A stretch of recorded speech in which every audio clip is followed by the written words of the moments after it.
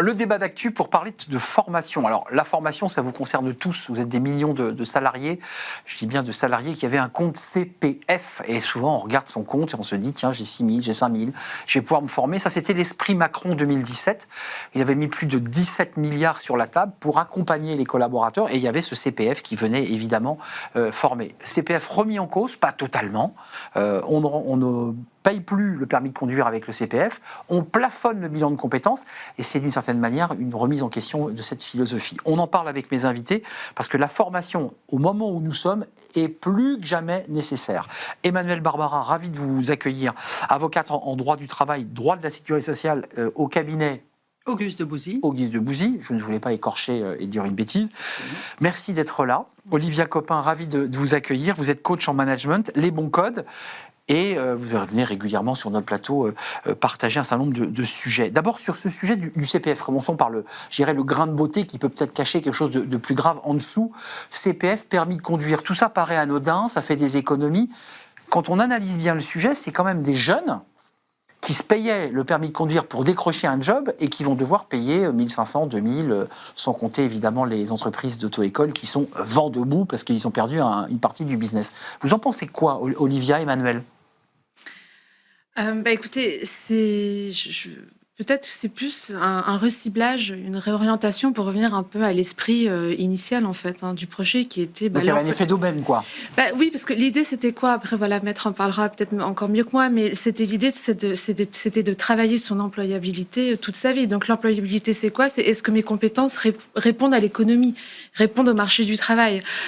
Donc on est plus sur un investissement stratégique qu'une énième dépense sociale. Et en tout cas, comme les dérives qu'on a pu voir, en tout cas c'est quelques années d'ailleurs, le permis de conduire en est une bonne illustration, montre un petit peu cette tendance, voilà, cette dérive. Donc, j'entends dans ce que vous dites, et j'ai hâte d'entendre ce que va dire Emmanuelle Barbara, vous dites finalement, après tout, c'est un recentrage un peu stratégique pour éviter de payer du macramé, du permis de conduire, le saut en parachute, avec tout ce qui avait été dans les abus du CPF. Emmanuelle ? Oui, alors c'est tellement dommage, encore une fois, de se trouver confronté aux dérives pour rétro-pédaler sur une intuition qui était excellente, non pas en 2017, pardon, mais en 2014. 14, absolument, pour le CPF. Absolument, parce que cette intuition selon laquelle cette époque, dans le fond, elle ne se caractérise plus par 37 ans et demi au même endroit, etc., à charge de l'employeur. 3 maintenant, voilà. 4. Donc, eu égard au fractionnement des trajectoires professionnelles, le carburant du siècle, c'est la formation. Bravo, ça, c'était l'intuition. Après, ça coûte. Et non seulement ça coûte, mais en plus, ça passe l'épreuve, comment dirais-je, de l'usage humain, si je puis dire. Et donc, le permis de conduire est rien moins que, comme vous le dites à juste titre, en soi une dérive, parce que dans le fond, c'était pas conçu pour ça. Et quand je pense que je crois que c'est en 24 qu'a fait l'apparition le permis moto A2, c'est-à-dire au-dessus de 125 cm3. Alors là, c'était le pompon, puisqu'ensemble, ces dépenses atteignaient 30% de l'ensemble. Ce que je veux dire, c'est que ça aurait fini par un contresens partagé à la fois par la puissance publique qui cherche désespérément des économies, et d'autre part, par les bénéficiaires qui se trompent d'objectifs. Et je crois qu'il faut que tout ça se... Donc il y a une vertu quand même. Absolument. On est d'accord. C'est douloureux. Alors les auto-écoles, on pleure avec elles, etc. Et même les personnes, et notamment les indépendants qui ont aussi un CPF, et bon, tous ces gens... Oui, d'accord, mais ils sont...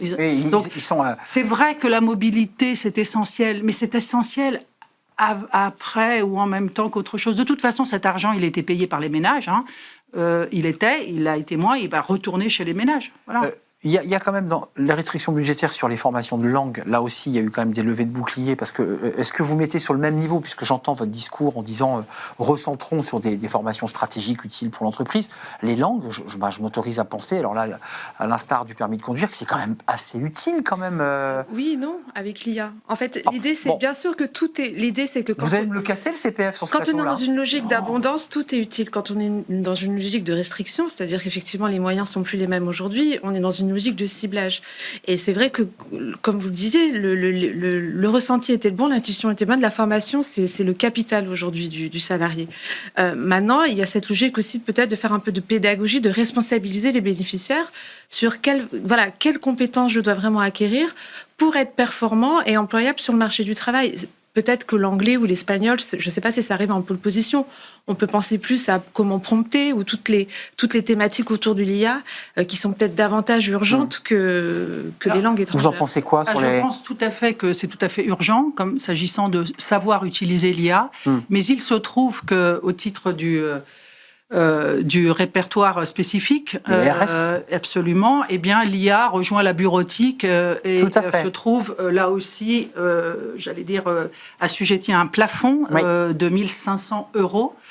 Si bien qu'on est un peu troublé là, parce que autant le permis de conduire, je vois bien, mais alors quand on regarde les stats, on voit que de tout ce qui tourne autour de ces certifications qui ne sont pas nécessairement estampillées d'un diplôme, etc., sont très coûteuses et sont nombreuses. Mais dans l'ensemble, quand même, se dire qu'on fait l'impasse sur la formation à l'IA, alors que, franchement, c'est une exigence. Mais ça va être rattrapé, en fait. Il y a un deuxième tour. C'est que s'il s'agit de salariés dans une entreprise, il est clair que les entreprises font tout ce qu'elles peuvent aujourd'hui pour mettre à bord et à niveau leur personnel. Et c'est elles qui vont cofinancer. Parce que dans le fond, on est passé d'une logique de l'individu qui est dans la maîtrise de son parcours professionnel, c'était la loi de 2018, à un cofinancement avec quelqu'un. Parce qu'on a dit quelqu'un. Quelqu'un, c'est essentiellement, vous parliez de salariés, l'employeur, mais il peut y avoir d'autres quelqu'un. Il y a l'État pour les... France Travail. Il y a l'État, France Travail, il y a les régions, il y a les OPCO. Donc, voilà, c'est l'idée qu'on passe dans un cofinancement, sous-entendu que les personnes, hélas, ne sont pas suffisamment vues comme étant, et peut-être l'avons-nous démontré, suffisamment à la manœuvre ou responsables, pour prendre un terme à la mode et si utile, hélas, pour choisir ce qui serait adapté à ce dont a besoin la nation, à savoir des métiers en tension, et donc une adéquation davantage entre formation, alignement avec des jobs. La loi, c'est la liberté de choisir son avenir professionnel, celle de 2018. Je redis qu'en 2017, effectivement, 2014, TPF. 2017, Emmanuel Macron dit, peut-être d'ailleurs influencé par la Première Dame, qui est très engagée sur ces sujets de formation, d'engagement, je vais mettre des milliards d'euros sur la table pour que les Français puissent se former tout au long de leur carrière.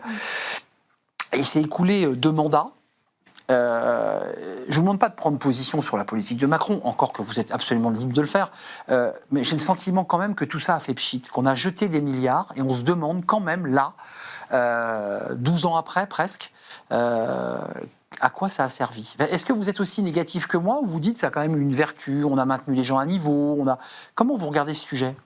Non, mais le problème, c'est que c'est un problème de conception. L'idée est, à mon sens, bonne. Parfaitement... Ah oui, elle est vraiment bonne, et je pense même que l'individualisation des comptes, vous vous souvenez peut-être qu'au début de l'histoire, oui, mais on a fini par mettre sous forme de comptes individuels tout, le compte épargne-temps en 2004, en 2005, le compte individuel d'épargne salariale. Donc on a l'idée qu'on a des droits, que l'individu, tel un sac à dos, le sac à dos proverbial de François Hollande, et que l'individu se trimballe avec ses droits qu'il acquiert dans son sac à dos. Donc voilà l'idée, et donc la formation est essentielle au titre d'une individualisation. Donc l'idée est parfaite. Le problème, c'est comme d'habitude, c'est l'adéquation des moyens avec l'idée. Et peut-être est-on parti un peu tous azimuts, puisqu'on devait savoir, à mon sens, dès l'époque, qu'on n'avait pas assez de financement, en fait. Parce que dès le début, le truc, il pouvait ne pas marcher. Dès le début, et rapidement, France Compétences se retrouve en déficit. Oui. Quand on rentre un peu dans ce sujet et qu'on s'y intéresse, il y a les abus aussi, les fraudes. Ça, c'était vous en pensez quoi, Olivia ? Parce qu'on a une volonté philosophique, je dirais, qui était un vrai pilier de campagne d'un candidat qui devient président et qui dit la formation, c'est essentiel et que chaque salarié puisse s'en emparer. Et d'ailleurs, ce qui était nouveau, c'est qu'il puisse choisir lui-même sur un site, EDOF, pour ne pas le citer, sa formation. Mais en fait, usine à gaz administrative, complexité d'inscription. Je n'ai pas précisé que depuis 1 an, il y a un reste à charge qui est imposé aux salariés. On va regarder d'ailleurs ce qui est de 100 à 150 euros ou 110 euros. Il y a quand même, ce qui est intéressant, Nicolas Juchat a préparé une animation sur le nombre de personnes qui ont utilisé. Alors c'est assez intéressant. Voilà, le chiffre s'affiche, 1,4 million. Il y en a eu 1,3 million 387. C'est intéressant parce que contrairement aux apparences, il y a eu plus de consommation de CPF, contrairement à l'idée qu'on pensait qu'il n'était plus utilisé. Comment vous regardez cette espèce de philosophie qui atterrit et qui atterrit mal ? Cette idée oui, comme vous disiez, cette idée de cette liberté de pouvoir se former tout au long de son parcours, derrière l'idée de liberté, il y a à condition qu'il y ait une sécurité. Derrière, l'objectif au départ, c'était sécuriser son parcours professionnel.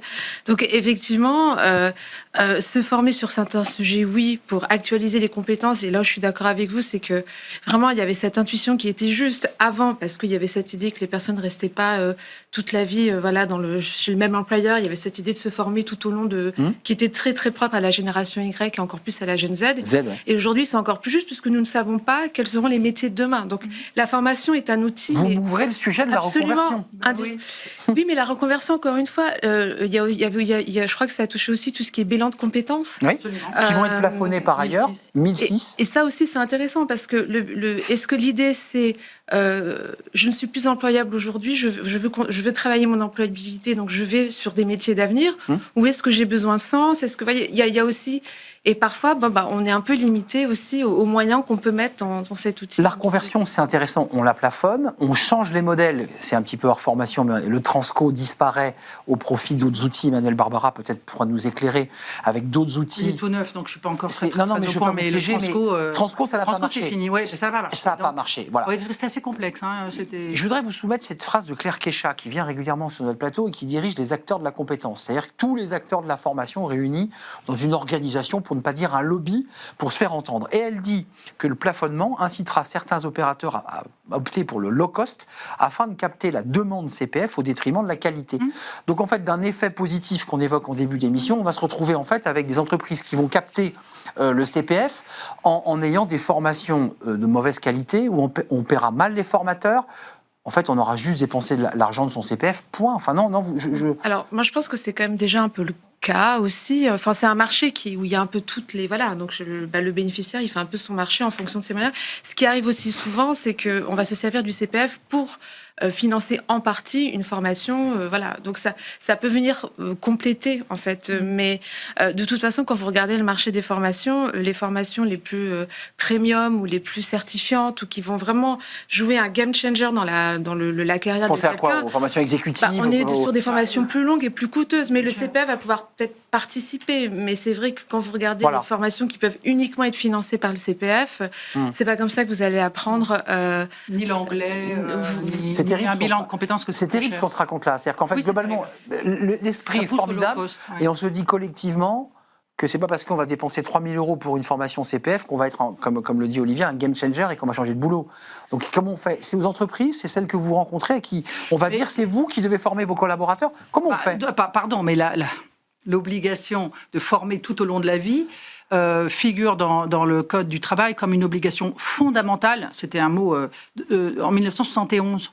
Donc, disons que ce n'est pas depuis la semaine dernière qu'il y a une obligation. Ils n'ont pas oublié le mot fondamental? Alors, le mot fondamental est une bonne question, si bien parce qu'elle s'est traduite pendant toutes ces années, disons le XXe siècle finissant, que j'ai eu le bonheur de connaître de près, par des grands plans de compétences, etc., où au bout du compte, il y avait aussi fort à dire, tant dans la qualité des formations qu'à qui on formait, enfin à qui on proposait des formations. Surtout les cadres, peu les ouvriers. Voilà, bon, il y avait toute cette ancienne-là, il y avait aussi la qualité de la formation, est-ce que c'était... anglais advanced ou poterie plus, enfin bon bref, c'était un peu, je veux dire, c'était pas beaucoup mieux en quelque sorte, parce que là dans le fond, ce qui se passe avec ces histoires à la fois de plafonnement et de participation aux frais qui passerait à 150 €, c'est que les gens sont quand même pas complètement idiots et quoi qu'on en dise, ils font davantage, et je l'ai observé de ce que disent en effet les boîtes de formation, c'est qu'ils font... Avant, ils faisaient des tests à pas cher pour voir si c'était bien ou pas, et désormais, ils font une étude en termes de qualité, etc. Donc, peut-être que ça peut aussi servir à faire émerger des propositions de formation plus adaptées, plus adéquates, et de meilleure qualité. On ne sait jamais. C'est-à-dire que, forcément, vous mettez entre les mains de millions de personnes cette opération, si bien qu'il y a des milliers de manières de la gérer. Avant de nous quitter, j'ai vu que France Travail, c'est une volonté de France Travail, demande aussi aux chercheurs d'emploi, demandeurs d'emploi, d'utiliser leur CPF pour compléter, voire même payer une formation, puisque chaque institution elle-même est contrainte budgétairement. C'est le cas de France Travail. Et c'est vrai pour les RH. les RH ont possibilité juridiquement de pouvoir... Oui, mais elles le font pas. Elles ne le font pas. Il y a 5% de CPF qui sont cofinancés, mais justement, c'est peut-être un angle de nouvelle politique de négociation dans la fameuse GEPP que vous connaissez sans doute. Exactement. Qui consiste à la gestion des parcours professionnels, des parcours professionnels. Donc, cette gestion prévisionnelle. Donc, ça permettrait peut-être de... En fait, qu'est-ce que ça va faire, cette opération? Ça va remettre probablement l'employeur face à une obligation de davantage abonder. Voilà. Et on ne l'a pas dit tous les trois, mais c'est aussi souvent des négociations paritaires. La formation, c'est souvent des enjeux qui sont gérés par les syndicats patronaux et salariaux qui eux-mêmes se livrent une guerre sans merci. Avant de nous quitter, je sais que vous faites de la formation, Olivia, donc on peut le dire sans faire de publicité.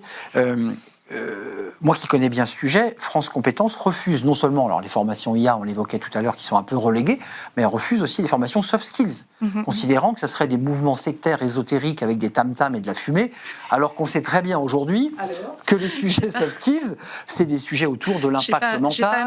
J'ai pas amené mon tam-tam. Mais vous n'avez pas de tam-tam. Mais non, bah, là, vous voyez ce que je veux dire je pense que c'est ce que vous disiez tout à l'heure, c'est-à-dire qu'après il y a des formations stratégiques qui sont de toute façon apportées par l'entreprise elle-même. C'est-à-dire que moi, je vois, par exemple, en tant qu'organisme de formation, les 3 formations très demandées en ce moment, vous avez tout ce qui est IA dans l'entreprise, tout ce qui est conduite du changement, parce que qui dit IA dit réorganisation, transformation des organigrammes, etc. Donc, je fais beaucoup de formations sur ce sujet-là.